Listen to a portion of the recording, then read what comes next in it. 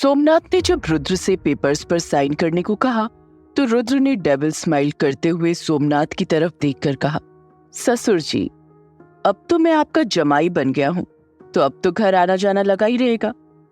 तो फिर इन पेपर पर मैं बाद में साइन कर दूंगा, अभी विदाई कर लेते हैं।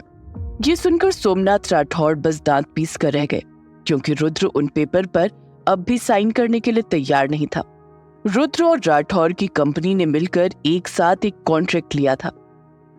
राठौर जल्द से जल्द वो कॉन्ट्रैक्ट स्टार्ट करना चाहता था, लेकिन रुद्र उसे बार बार टाल रहा था, जिसकी वजह से राठौर की कंपनी को काफी नुकसान हो रहा था। लेकिन रुद्र की कंपनी को कोई खास नुकसान नहीं हो रहा था, इसलिए रुद्र उसे पूरा करने में बिल्कुल भी जल्दबाजी नहीं कर रहा था।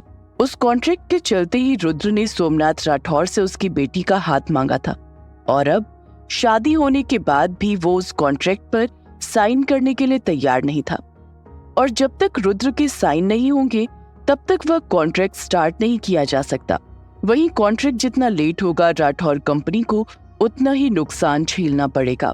विदाई के समय सबकी आंखें नम थी। वहीं किट्टू और माई एक दूसरे के गले लगकर रो रही थी। तभी रुद्र की दादी ने माई की तरफ देखकर कहा, आप परेशान मत होइए, हम किट्टू को बहुत प्यार करेंगे, उसे मायके की कमी कभी महसूस नहीं होने देंगे। ये कहकर दादी ने किट्टू और रुद्र को लेकर विदा लिया। फिर किट्टू एक फूलों से सजी हुई कार में बैठ गई और उसके साथ ही रुद्र भी बैठ गया। किट्टू अब भी काफी रो रही थी। वहीं रुद्र एकदम शांत था, जैसे उसे कोई फर्क ही न पड़ रहा हो।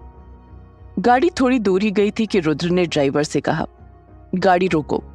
ड्राइवर ने गाड़ी रोकी तो रुद्र गाड़ी से उतर गया और उसने ड्राइवर से चाबी लेकर कहा, तुम घर जाओ, गाड़ी मैं ड्राइव करूंगा। फिर रुद्र ड्राइवर की सीट पर बैठ गया और पीछे देखकर किट्टू को कहा, आगे आकर बैठो। किट्टू चुपचाप बिना कुछ कहे आगे आकर बैठ गई और रुद्र ने गाड़ी स्टार्ट कर दी। गाड़ी अब काफी तेजी से सड़क पर दौड़ रही थी। तभी रुद्र ने अपना फोन निकालकर दादी को कॉल करते हुए कहा, दादी, मैं फार्म हाउस जा रहा हूँ और वहीं से ऑफिस के लिए चला जाऊंगा, तो आप मुझे और किट्टू को लेकर ज्यादा परेशान मत होना। दादी थोड़ी हैरान होते हुए बोली, तुम्हारा दिमाग खराब हो गया है, अभी तो बहुत सारी रस्में बाकी हैं और तुम कात्यायनी को लेकर फार्म हाउस पर जा रहे हो। तुम अभी के अभी वापस घर आओ रुद्र, हमने तुम्हारी जिद पर उस सोमनाथ के घर रिश्ता किया है, इसलिए अब तुम अपनी और मनमानी मत करो और चुपचाप घर आओ। रुद्र बोला, दादी, मुझे किट्टू के साथ अकेले में कुछ टाइम बिताना है, इसलिए फार्म हाउस जा रहा हूँ और दादी मैं जल्दी आ जाऊंगा, आप निश्चिंत रहिए। दादी समझ नहीं पा रही थी कि रुद्र को हो क्या गया है, लेकिन दादी को पता था कि रुद्र बहुत गुस्से में है और अगर वो उससे कुछ और पूछेगी तो उसे और भी गुस्सा आ जाएगा और फिर वो गुस्से में किट्टू के साथ कुछ गलत ना कर दे।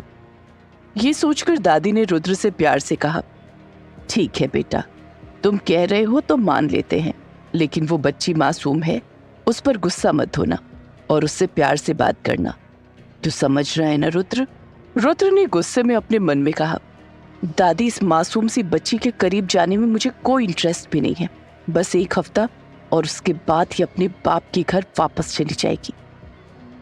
रुद्र को चुप देखकर दादी ने फिर कहा, रुद्र, जो मैंने कहा है उन शब्दों को अपने दिमाग में अच्छे से बैठा ले, अगर तूने कुछ भी गलत किया तो तू जानता है मेरा गुस्सा।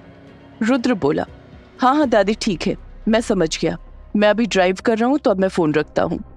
वहीं दादी को अब किट्टू की टेंशन हो रही थी।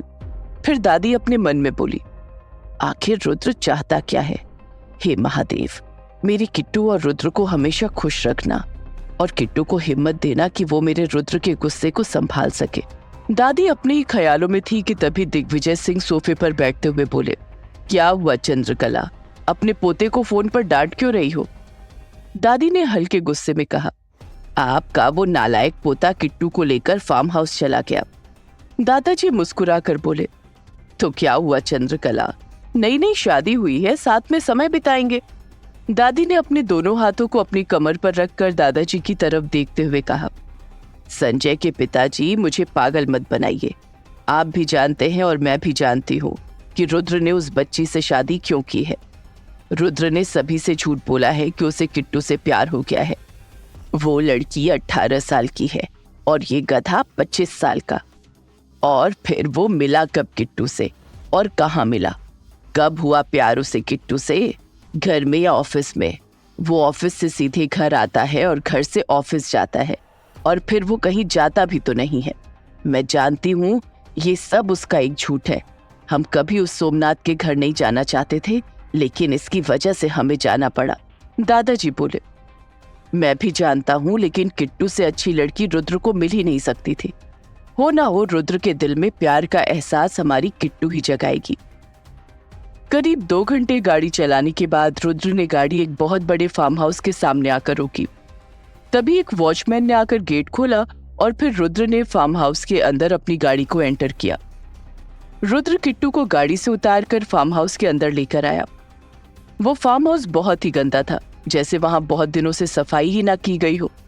रुद्र ने किट्टू की तरफ देखकर कहा, मैं बहुत थक गया हूं और सोने जा रहा हूं। जब तक मैं आराम करूं तब तक तुम पूरा घर साफ कर लो, और आज से तुम एक अच्छी बीवी की तरह घर को संभालो।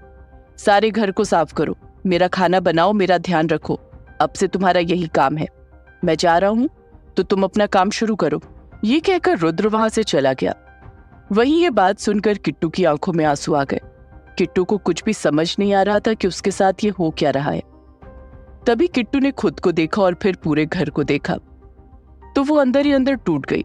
उसे समझ नहीं आ रहा था कि वो कहाँ आ गई है और अब आगे उसके साथ क्या होगा। ये सब सोचते हुए जब किट्टू ने अपनी आंखें बंद की तो उसे माई का चेहरा नजर आया और उनकी कही हुई बात याद आई। बेटा, जब तुम ससुराल जाओगी ना तो वहां सब तुम्हारा स्वागत करेंगे, सब तुम्हें प्यार करेंगे, तुम्हें बहुत सारे उपहार देंगे। रुद्र तुम्हें मुंह दिखाई देगा और फिर वो तुम्हारा ख्याल भी रखेगा। वहां तुम्हें कोई काम करने की जरूरत नहीं होगी। 10-10 नौकर काम करते हैं रुद्र के घर में। तुम वहां राजकुमारी बनकर रहोगी। किट्टू आंखें बंद करके माई के बारे में सोच ही रही थी कि तभी उसके कानों में एक आवाज आई, किट्टू। किट्टू ने अपनी आंखें खोलकर देखा तो सामने रुद्र खड़ा था। रुद्र पहले तो किट्टू से आराम से बात कर रहा था, लेकिन जब उसने देखा कि किट्टू अपने ही ख्यालों में गुम है तो उसे बहुत ही गुस्सा आ गया। उसने किट्टू के बाल को पकड़कर उसे उठाया और गुस्से में कहा, मैंने तुमसे कहा था कि तुम घर का काम करो, और तुम हो कि यहाँ बैठकर सपने देख रही हो। सोमनाथ राठौर ने कुछ सिखाया नहीं है क्या कि शादी के बाद एक लड़की को घर कैसे संभालना चाहिए? किट्टू ये सब सुनकर सुबक रही थी और रुद्र के ऐसे पकड़ने से उसे दर्द हो रहा था, लेकिन रुद्र को इससे बिल्कुल भी फर्क नहीं पड़ रहा था। रुद्र ने आगे कहा, अगर तुम्हारे मुंह से मैंने कभी भी रोने की आवाज सुनी या तुमने कभी मुझसे बहस करने की कोशिश की तो तुम सोच भी नहीं सकती कि मैं तुम्हारे साथ क्या करूंगा। मेरी बात मानने के अलावा तुम्हारे पास दूसरा कोई ऑप्शन नहीं है, इसलिए जो कह रहा हूं करो। पूरा घर साफ करो और उसके बाद तुम्हें खाना भी बनाना है। तो चलो उठो और ये सब साफ करना स्टार्ट करो। इतना कहकर रुद्र वहां से चला गया। किट्टू तो पहले से ही भारी भरकम लहंगे में थी और उसने ज्वेलरी भी पहनी हुई थी, तो उसका शरीर उसके भारी लहंगे का भार संभाल नहीं पा रहा था। ऊपर से रुद्र ने उसे काम करने के लिए कह दिया। किट्टू ने रोते रोते अपनी सारी ज्वेलरी उतारी और एक टेबल पर रख दी। फिर उसने अपने लहंगे की चुन्नी को साइड में रखा और अपना काम करना शुरू कर दिया। किट्टू ने रोते रोते पूरे हॉल की सफाई की, फिर एक एक करके सारे कमरे साफ किए और उसके बाद पूरे घर के पर्दे बेडशीट को निकालकर सभी को धोने के लिए बाथरूम में रख दिया। ये सब करते करते शाम भी हो गई। वहीं किट्टू अब भी काम कर रही थी, जिसकी वजह से किट्टू को बहुत थकावट हो रही थी। धूल और गंदगी से किट्टू का रेड लहंगा पूरा ब्राउन हो चुका था। रुद्र जब सोकर उठा तो वो नीचे हॉल में आया। रुद्र ने जब चारों तरफ अपनी नजरें घुमाई तो देखा पूरा घर एकदम साफ था। फिर उसने देखा तो किट्टू किचन में काम कर रही थी। रुद्र ने किट्टू के लहंगे को देखा तो किट्टू का लहंगा बहुत ही गंदा हो चुका था और उसके गोरे बदन पर हल्के हल्के काले और ब्राउन निशान भी आ गए थे, जो शायद सफाई करते हुए लग गए थे। उसकी पतली सी कमर उस लहंगे का भार संभाल नहीं पा रही थी, लेकिन फिर भी किट्टू उस लहंगे को बार बार ऊपर करती और अपने काम में लग जाती। तभी रुद्र ने गुस्से में कहा, किट्टू। एकदम से आवाज आने की वजह से किट्टू डर गई और उसके हाथ में जो प्लेट थी वो उसके हाथ से छूटकर नीचे गिर गई। किट्टू ने पीछे देखा तो रुद्र बहुत गुस्से में खड़ा था। ये देखकर किट्टू एकदम सहम गई। वहीं रुद्र ने किट्टू को देखा तो देखता ही रह गया। किट्टू की सूजी आंखें, उसके चेहरे पर बालों की लटें, उसकी गाल पर लगा हुआ आटा और उसका गोरा चेहरा। इस कंडीशन में भी किट्टू बहुत खूबसूरत लग रही थी। किट्टू को ऐसे देखकर रुद्र की बॉडी में हलचल हुई। वहीं रुद्र के ऐसे देखने से किट्टू भी थोड़ी अनकंफर्टेबल हो गई, इसलिए उसने जल्दी से अपना दुपट्टा लिया और अपने बदन पर लपेट लिया। रुद्र भी एकदम से किट्टू की ओर से पलट गया। उसने एक लंबी सांस लेकर खुद से कहा, रुद्र तो कमजोर नहीं पड़ सकता, अभी तो बहुत हिसाब बराबर करना है। ये कहकर वो फिर से किट्टू की तरफ पलट गया और गुस्से में बोला, अगर सफाई कर ली हो तो पतिदेव को खाना भी दे दो, क्योंकि वो सुबह से भूखे हैं। किट्टू ने कुछ नहीं कहा, वो बस अपनी आंखें झुकाकर जल्दी जल्दी खाना डाइनिंग टेबल पर लगाने लगी। जब खाना लग गया तो रुद्र आकर डाइनिंग टेबल पर बैठ गया। रुद्र खाना खाने लगा और किट्टू वहीं खड़ी रही। रुद्र ने जब खाना खाया तो उसे मन ही मन खुशी हुई, क्योंकि किट्टू ने बहुत स्वादिष्ट खाना बनाया था। रुद्र ने किट्टू की तरफ देखकर कहा, तुम भी खाना खा लो। रुद्र ने जब किट्टू से कहा कि तुम भी खाना खा लो तो किट्टू रुद्र के पास बैठने लगी। तभी रुद्र ने गुस्से में कहा, तुम्हारी इतनी औकात नहीं है कि तुम मेरे पास बैठकर खाना खाओ, इसलिए तुम नीचे जमीन पर बैठकर खाना खाओ। ये सुनकर किट्टू ने एक प्लेट ली और उसमें थोड़ा सा खाना लिया। तभी रुद्र को खांसी आ गई। किट्टू ने देखा डाइनिंग टेबल पर पानी नहीं है। किट्टू जल्दी से किचन में गई और वहां से पानी लेकर आई। उसने रुद्र को पानी दिया और उसकी पीठ थपथपाने लगी। किट्टू ने जब रुद्र की पीठ थपथपाई तो उसे कहीं ना कहीं अच्छा फील हो रहा था, लेकिन फिर भी उसने अपने इमोशंस को साइड में रखते हुए गुस्से में कहा, पहले तो डाइनिंग टेबल पर पानी नहीं रखती हो और ऊपर से अच्छा बनने का नाटक कर रही हो। मैं जानता हूं तुम बाप बेटी बिल्कुल भी अच्छे नहीं हो, तुम्हें बस नाटक करना आता है।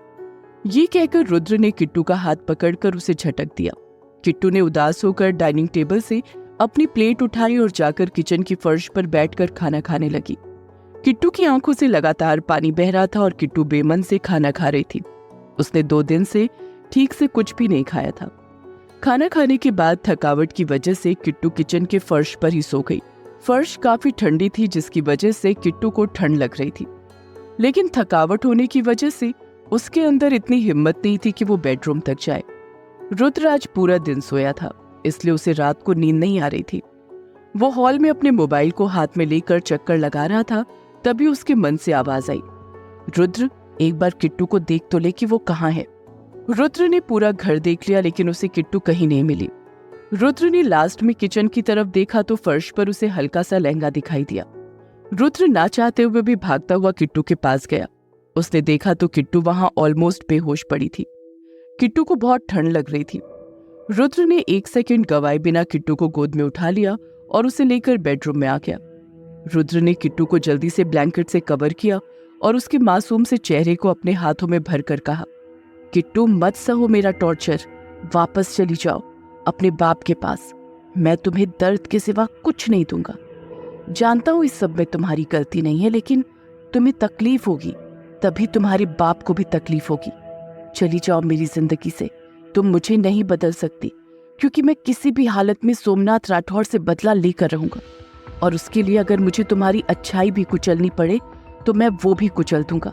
इसलिए कह रहा हूं, चली जाओ। रुद्र किट्टू को देखकर अपने आप को कमजोर महसूस कर रहा था, लेकिन अगले ही पल उसने खुद को मिरर में देखकर कहा, मैं कमजोर नहीं पड़ सकता। किट्टू, तुम्हें मेरा टॉर्चर सहना पड़ेगा, और तब तक सहना पड़ेगा जब तक तुम खुद सोमनाथ राठौर के पास नहीं चली जाती और मुझसे तलाक नहीं मांग लेती। तुम्हें अपने बाप के पास तो जाना ही होगा, तभी मेरा बदला आसान होगा। कुछ देर किट्टू को निहारने के बाद रुद्र भी अपने कमरे में आकर सो गया। अगले दिन जब किट्टू उठी तो उसने अपने आप को बेडरूम में पाया। वो सोचने लगी कि वो बेडरूम में कैसे आई। तभी रुद्र रूम में आया और किट्टू को देखकर बोला, ज्यादा खुश मत हो, कल तुम ऑलमोस्ट बेहोश थी, इसलिए मैं तुम्हें यहाँ लेकर आया। अब जल्दी से फ्रेश होकर मेरे लिए खाना बनाओ और कल का रूटीन फॉलो करो। जो जो काम तुमने कल किए थे आज भी वही करने हैं, समझ गई? ये कहकर रुद्र वहां से चला गया। किट्टू ने तो बस रुद्र की बात सुनकर हाँ में अपना सिर हिला दिया। थोड़ी देर में किट्टू तैयार होकर कमरे से बाहर जाने लगी तो रुद्र से टकरा गई। रुद्र ने किट्टू को देखा तो देखते ही रह गया, क्योंकि किट्टू ने हॉट पिंक कलर की साड़ी पहनी हुई थी, मैचिंग लिपस्टिक, हाथों में चूड़ियां, कानों में बालियां, खुले बाल, हल्का सा मेकअप। किट्टू इस वक्त किसी राजकुमारी से कम नहीं लग रही थी।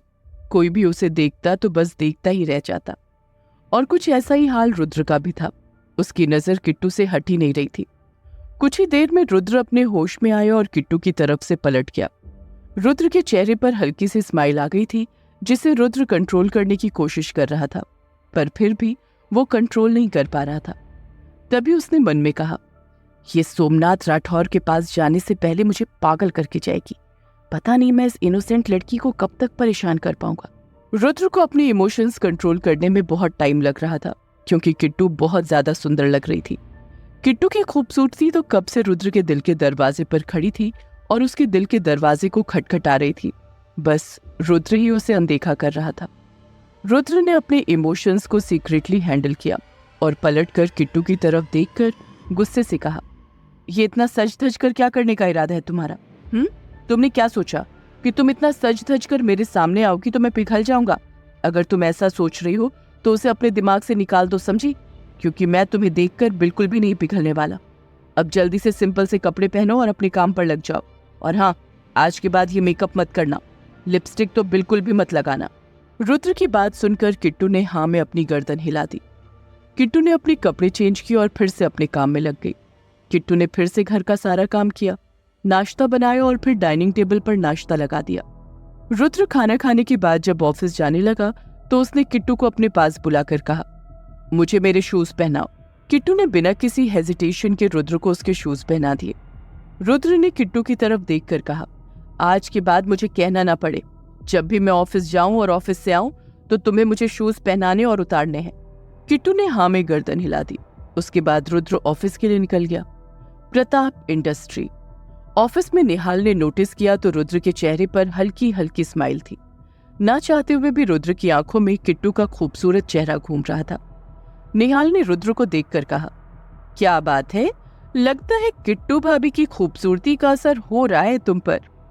रुद्र ने गुस्से में कहा, शट अप निहाल, काम पर ध्यान दो, मेरी मुस्कुराहट पर नहीं। रुद्र जब ऑफिस से अपने फार्म हाउस पर गया तो उसके साथ निहाल और नील दोनों थे। नील रुद्र का बॉडीगार्ड था, एक 29 साल का लड़का। उसकी हाइट 6 फुट थी, वहीं उसका रंग गेहुआ था और हीरो सी पर्सनैलिटी थी। नील की पर्सनैलिटी ऐसी थी कि कोई भी उसे देखकर अट्रैक्ट हो जाता। तीनों आकर हॉल में बैठ गए। रुद्र ने किट्टू की तरफ देखा जो डाइनिंग टेबल पर खाना लगा रही थी, तो रुद्र ने गुस्से में चिल्लाकर कहा, किट्टू। किट्टू एकदम से सहम गई। रुद्र ने किट्टू को हाथों से ही इशारा किया कि उसके शूज खोल दे, तो किट्टू जल्दी से आई और उसने रुद्र के शूज खोलकर रख दिए। फिर वापस से किचन में काम करने चली गई। निहाल और नील दोनों ये देख रहे थे। निहाल और नील दोनों को ये बात पसंद नहीं आई और वो एक दूसरे को हैरानी से देख रहे थे। दोनों को इस वक्त रुद्र पर बहुत गुस्सा आ रहा था, लेकिन फिर भी वे दोनों चुप रहे। थोड़ी देर में तीनों फ्रेश होकर डाइनिंग टेबल पर खाना खाने बैठे। निहाल ने किट्टू की तरफ देखकर कहा, किट्टू भाभी, आप भी बैठकर खाना खा लो। किट्टू ने डरते डरते रुद्र को देखा तो रुद्र ने कहा, कोई जरूरत नहीं है, जैसे रोज खाती हो वैसे ही खाओ। अपनी प्लेट उठाओ और जाओ किचन में। किट्टू ने अपनी प्लेट ली, उसमें अपना खाना सर्व किया और चुपचाप जाकर किचन के फर्श पर बैठकर खाने लगी। निहाल को रुद्र की बातों पर गुस्सा तो बहुत आ रहा था, पर फिर भी वो खुद को कंट्रोल कर रहा था। रुद्र किट्टू को बस नील और निहाल के सामने बेइज्जत करना चाहता था और वो ये कर भी रहा था। किट्टू बिना किसी भाव के चुपचाप सारा काम कर रही थी। रुद्र ने खाने के वक्त नील को देखकर कहा, नील, कल से तुम यहीं रहना, तुम्हें मेरे साथ ऑफिस आने की जरूरत नहीं है। नील को सुनकर थोड़ा अजीब लगा, लेकिन ये ऑर्डर रुद्र का था, इसलिए नील ने बिना कुछ कहे हाँ में गर्दन हिला दी। रुद्र का फार्म हाउस शहर से बहुत दूर था और वहां पर किट्टू और वॉचमैन ही रहते थे, इसलिए रुद्र को एक ऐसे शख्स की जरूरत थी जो किट्टू को प्रोटेक्ट कर सके, और इसलिए ही उसने नील को वहां रहने को कहा था। खाने के बाद निहाल वहां से चला गया और नील सोफे पर बैठकर कुछ काम करने लगा। रुद्र भी खाने के बाद अपने कमरे में चला गया। तभी नील की नजर कात्यायनी पर गई जो कब से काम कर रही थी। फिर उसने अपना काम पूरा किया और अपने कमरे में चली गई। नील ने नोटिस किया कि कात्यायनी रुद्र के कमरे में ना जाकर किसी दूसरे कमरे में जा रही थी। ये देखकर नील समझ गया कि रुद्र और किट्टू के बीच फिजिकल रिलेशनशिप नहीं है। अगले दिन किट्टू उठी और फिर से सभी काम करने लगी और फिर नील और रुद्र को नाश्ता कराया। फिर वो रुद्र को शूज पहनाने लगी। जब किट्टू रुद्र को सॉक्स पहना रही थी तो उसका नाखून रुद्र के पैर पर लग गया और उससे हल्का हल्का खून आने लगा। किट्टू ने बिना देरी किए अपने होठ रुद्र के पैर पर रख दिए ताकि रुद्र को दर्द ना हो। जैसे ही किट्टू के होठों ने रुद्र के पैरों को छुआ, उसकी बॉडी में हलचल होने लगी। किट्टू ने थोड़ी देर बाद अपने होठ रुद्र के पैर से हटा लिए और फिर जल्दी से अपने कमरे में जाकर एक क्रीम ले आई और उस क्रीम को रुद्र के पैरों पर लगाकर उसे शूज पहना दिया। रुद्र ये सब देख रहा था और महसूस भी कर रहा था। रुद्र ने मन ही मन कहा, क्या किट्टू की अच्छाई मेरी बुराई पर भारी पड़ रही है? क्या मैं इसके लिए कुछ फील करने लगा हूं? नहीं, मैं इसके लिए कुछ भी फील नहीं कर सकता। इसके बाप की वजह से मैंने और मेरी फैमिली ने बहुत कुछ सहा है, इसलिए मैं इसे पसंद नहीं कर सकता। इसे अपने बाप के पास वापस जाना ही होगा। रुद्र बिना किट्टू की तरफ देखे वहां से चला गया। वहीं ये सब नील देख रहा था। ये सब देखकर नील ने अपने मन में कहा, किट्टू बहुत अच्छी है। वो रुद्र का कितना टॉर्चर सहती है और रुद्र तो उसे प्यार से देखते भी नहीं। नील ने नोटिस किया कि किट्टू सारा दिन काम करती थी, गार्डन की सफाई, घर की सफाई। इतना बड़ा फार्म हाउस वो अकेले साफ करती थी।